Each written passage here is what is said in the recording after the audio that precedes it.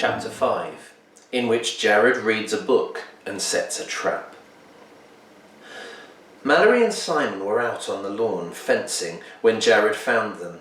Mallory's ponytail stuck out of the back of her fencing helmet, and Jared could see that it was shorter than it had once been.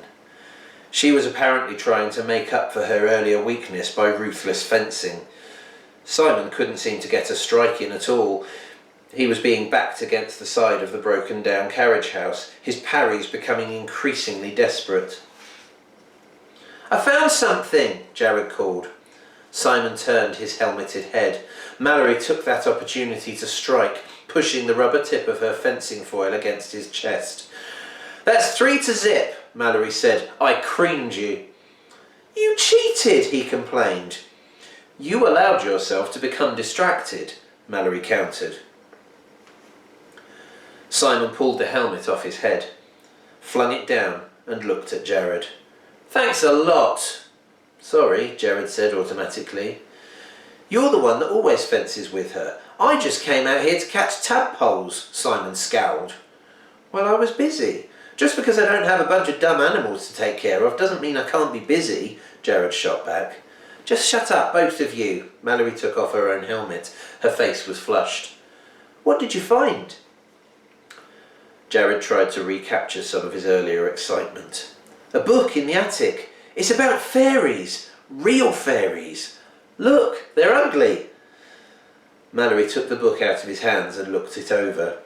"This is baby stuff. A storybook." "It's not," Jared said defensively. "It's a field guide. You know, like for birds. So you know how to spot the different kinds." "You think a fairy tied my hair to my bed?" Mallory asked him. "Mum thinks you did. She thinks you've been acting weird ever since Dad left, like getting into all those fights at school." Simon didn't say anything. But you don't think that." Jared hoped she would agree. "And you always get into fights." Mallory took a deep breath. "I don't think you're stupid enough to have done it," she said, holding up a fist to show what she was going to do to whatever had. "But I don't think it was fairies either." Over dinner, their mother was oddly quiet as she slid chicken and mashed potatoes onto their plates. Mallory wasn't talking that much either, but Simon was going on and on about the tadpoles he had found and how they were going to be frogs in no time because they already had little arms. Jared had seen them. They had a long way to go. What Simon called arms looked a lot more like fish zits. "Mum," Jared said finally, "do we have a relative named Arthur?" Their mother looked up suspiciously from her dinner. "No, I don't think so. Why do you ask?" "I was just wondering," Jared mumbled. "What about Spiderwick?" "That's your great-aunt Lucinda's surname," his mother said. "It was my mother's maiden name. Maybe Arthur was one of her relatives. Now, tell me why you want to know all this." "I just found some of his stuff in the attic, that's all," Jared said. "In the attic?" His mother almost spilled her iced tea. "Jared Grace, as you know, half of the entire second floor is so rotted that if you step wrong, you'll find yourself in the downstairs parlour." "I stayed on the safe side," Jared protested. "We don't know if there is a safe side in the attic. I don't want anyone playing up there, especially you," she said, looking right at Jared. He bit his lip. "Especially you." Jared didn't say a thing for the rest of dinner. "Are you going to read that all night?" Simon asked. He was sitting on his side of the room. Geoffrey and Lemondrop were running around on the comforter, and his new tadpoles were set up in one of the fish tanks. "So what if I do?" Jared asked. With each crumbling page, Jared was learning strange facts. Could there really be brownies in his house? Pixies in his yard? Nixies in the stream out back? The book made them so real. He didn't want to talk to anyone right now, not even Simon. He just wanted to keep reading.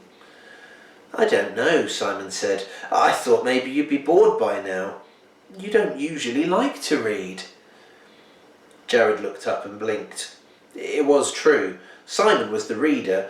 Jared mostly just got into trouble. He turned a page. I can read if I want to.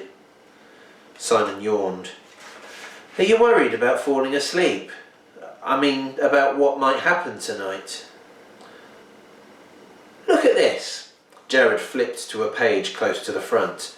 There's this fairy called a brownie. Like Girl Scouts? I don't know, Jared said. Like this. Look. He pushed the page in front of Simon.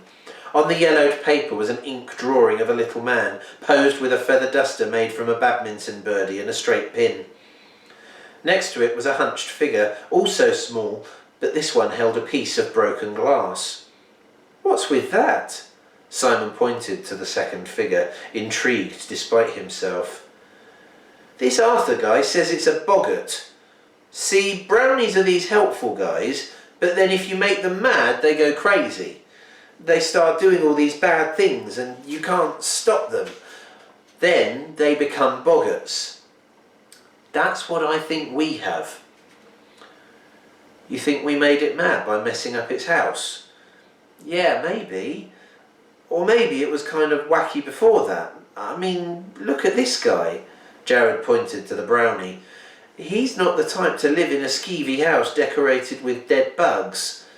Simon nodded, looking at the pictures. Since you found the book in this house, he said, do you think that this is a picture of our boggart? I never thought of that, Jared said quietly. It makes sense, though. Does it say in the book what we should do? Jared shook his head.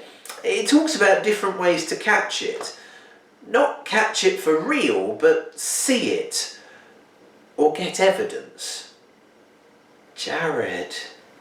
Simon sounded doubtful. Mum said to close the door and stay in here. The last thing she needs is another reason to believe that you were the one that attacked Mallory. But she thinks it was me anyway. If something happens tonight, she'll think it was me too. She won't. I'll tell her you were here all night. Besides, that way we can make sure nothing happens to either one of us. What about Mallory? Jared asked. Simon shrugged. I saw her getting into bed with one of her fencing swords.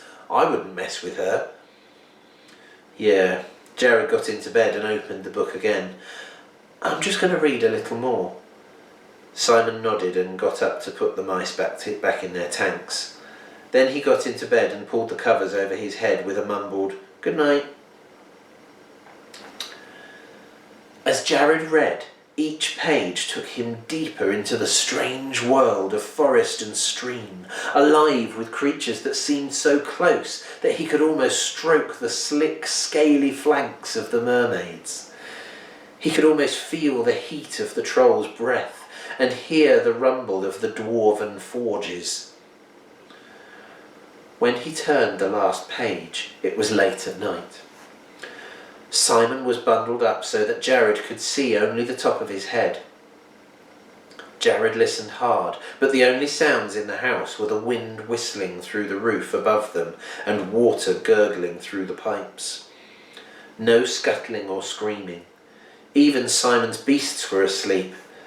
Jared flipped to the page that read, "Boggarts delight in tormenting those they once protected and will cause milk to sour, doors to slam, dogs to go lame, and other malicious mischief." Simon believed him. Sort of, anyway. But Mallory and their mum wouldn't. And besides, he and Simon were twins. It almost didn't count for anything that Simon believed him. Jared looked at the suggestion of the book. Scattering sugar or flour on the floor is one way of obtaining footprints. If he had footprints to show, then they'd have to believe him. Jared opened the door and crept downstairs. It was dark in the kitchen and everything was quiet. He tiptoed across the cool tiles to where his mother had put the flour in an old glass apothecary jar on the countertop. He took out several handfuls and scattered them liberally on the floor. It didn't look like much. He wasn't sure how well footprints would show up in it. Maybe the boggart wouldn't even walk across the kitchen floor. So far it had seemed to stick to moving through the walls. He thought about what he knew about boggarts from the book. Malicious, hateful, hard to get rid of. In their brownie form they were helpful and nice. They did all kinds of work for a plain old bowl of milk. Maybe... Jared went over to the fridge and poured milk into a small saucer. Maybe if he left it out, the creature would be tempted to come out of the walls and leave footprints in the flour. But when he looked at the saucer of milk there on the floor, he couldn't help feeling a little bit bad and a little bit weird at the same time. In the first place, it was weird that he was down here setting a trap for something that he didn't even know if he would have believed in 2 weeks ago. But the reason he felt bad was, well, he knew what it was like to be mad, and he knew how easy it was to get into a fight even if you were really mad at someone else. And he thought that just maybe that was how the boggart felt. But then he noticed something else. He'd left footprints of his own in the flour all the way from the milk back to the hall. Crud, he muttered as he went to get the broom. The light cracked on. Jared Grace! It was his mother's voice, coming from the top of the stairs. Jared turned fast, but he knew how guilty he looked. Get back to bed, she said. I was just trying to catch... But she didn't let him finish. Now, mister, go! After he thought about it for a minute, he was glad she'd interrupted him. His boggart idea probably wouldn't have been a big hit. With a look back over his shoulder at the flour dusting the floor, Jared slunk up the stairs.